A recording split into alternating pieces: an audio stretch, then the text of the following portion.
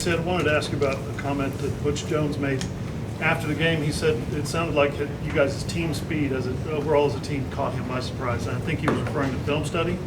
When you see Oklahoma on film 2022 and you portray that to what happened on Saturday, he was taken aback. I think his staff was kind of surprised by your team speed.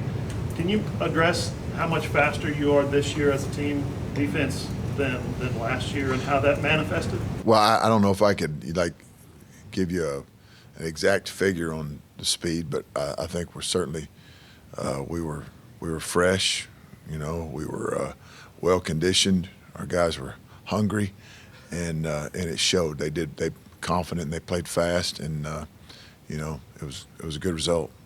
How much did that maybe make itself clear with the transfers that you guys added? I think certainly they certainly added to it, and you go back to depth. I mean, we didn't play that.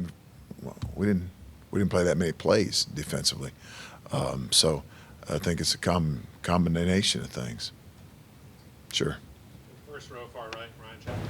Jacoby got in really early, played significantly. What have you seen from him through the fall to kind of link up and earn that kind of role early on? Yeah, so far this fall we've seen a guy that is really prideful in how he prepares. He's mature. And he's talented, and he's a competitor, and so yeah, a bunch of good things we've seen from him. Go down the line, George. Yeah, Ted, Kip Lewis was, I think, the first linebacker that got in. Just what has he shown, and how has he impressed you so far through fall camp?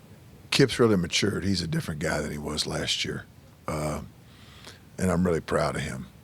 He played really hard, played fast, and is starting to have confidence, as far as knowing what to do year two in the system. And, the first year of transition from high school to college and then into a new system and then the next year. And he's made some good strides, and expect him to continue to make good strides. How good are just his instincts? It seems like he has good eyes and just knows where the football's going. Yeah, he's very instinctive. That's one of his strengths. Yeah. Jenny? Another question about linebackers, Ted. I mean, obviously, competition is going to get harder as the season goes along. Sure. But what you've seen from camp and now first game, do you have a sense of how many linebackers you may be able to play, and what would kind of be that ultimate rotation in your mind, numbers-wise?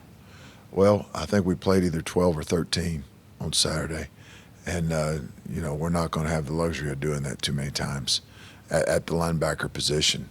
But you'd like to keep good rotation, to keep guys fresh, and at the same time, guys that are in backup roles getting meaningful reps when the game's in balance and things of that, because that's how they grow and that's how they continue to grow and develop. And so, but a lot of that's dictated by the circumstances of the game and by how guys practice and how they play when they have their opportunities. So there's a lot of things that go into that, but we want to play a bunch of guys, as many guys that earn it.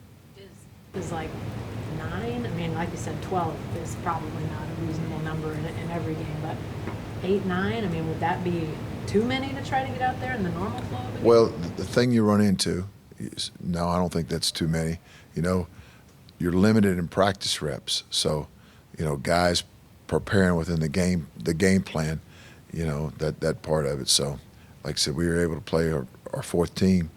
And what was really cool about that was our first team and second team guys were on the field screaming at them about protecting the shutout. And that was a big deal, and that was like a really cool thing to see, how prideful everybody was about that. Ryan?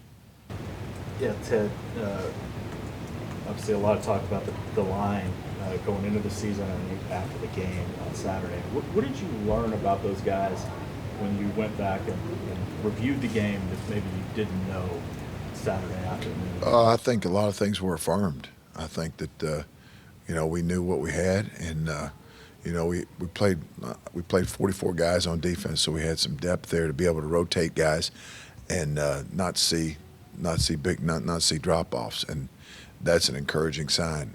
Again, we've still got a lot of things to get better at and improve on, and we've got to do that. So, but at the same time, it was a great start, and that's what it was a start. So, but we've got to improve a lot this week. Sure. Dad, what impressed you the most about the way Gentry played on Saturday? I thought he played really fast, and I thought he played confident. His first start, and there wasn't a lot of hesitation. He played fast, and he played with confidence. And, Coach Valai has done a great job with him, bringing him along, and Gentry's bought into everything. He wants to do it right. He's so detail-oriented for a young guy that he's like at another level for a guy that's, at his point in career as far as the details. He wants to be coached. He wants to be coached hard, and I have a lot of respect for him.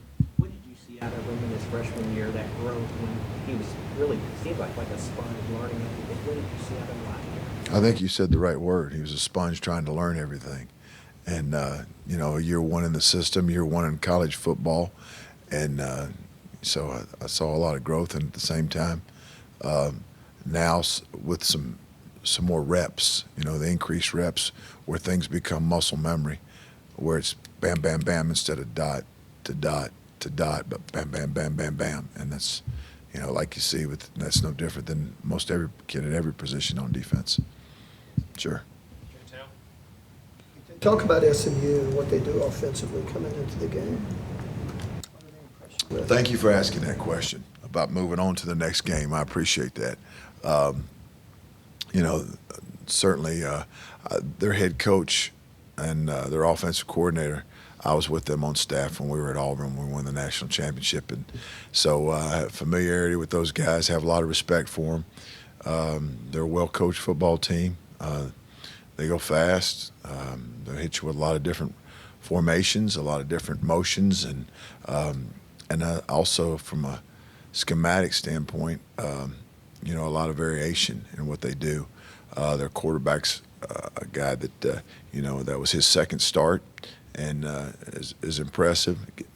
Stone moves in the pocket well, is a quarterback run threat, and at the same time can make all the throws. They had some big plays at receiver, a lot of speed, and the tight ends are really multi-dimensional, the receivers and their blockers. And then the running backs, I thought the depth at running back, they did, broke some big runs. They had Johnson ran for 124 yards on 14 carries, I think. So the ability to do both, to run the ball and then, take shots. Ted, on a day where you guys primarily rush for and they're running heavy protections, what are you looking for when you sit down to grade things out, and what were some of those elements that were affirmed about the defensive line for you on Saturday? Well, you're right. We saw a lot of max protection, and we anticipated that. So, but as far as, being able to get the quarterback off his spot with 4, and then when that happens and when teams are maxing up, your coverage and your rush have to work together. Your coverage has got to do a good job and buy those guys some more times, because if they're in 7-man protection and you're rushing 4, that means 3 guys are getting double teamed and only 1 guy's got singled up. So, it's got to work together, and we anticipated that.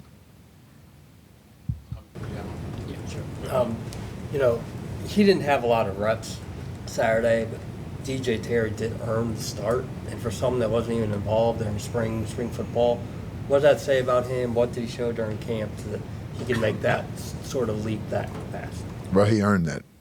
He earned that starting job. He's a guy that came in from day one extremely humble, and all he wanted to do was learn and be coached and grow and get better.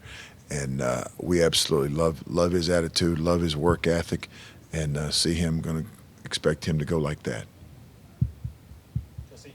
They did. You've mentioned a few second-year guys that saw, snaps on Saturday. Jaron, Kip, Kobe. Just, when you got guys in the second year in the system, seeing maybe a bigger role than they did last year, what do you hope to see from them on the field? I hope to see people playing fast, people playing physical, and people playing with confidence and knowing what to do and helping other people know what to do. And I think they're growing. They're not where we want them yet, but they've certainly grown in that department. And we got to continue to grow, and I want to continue to see that development, which I'm confident that we will. What is the mental Aspect of, as a freshman, just getting adjusted to the college transition, getting used to the system, but then, second year seeing snaps, what is that transition? Well, if you look at just looking at it big picture wise, you look at a freshman transition to college that doesn't play football. There's a lot of things that go on with that.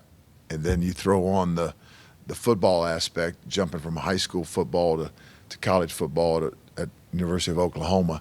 There's a lot of transition involved and a lot of new and a lot of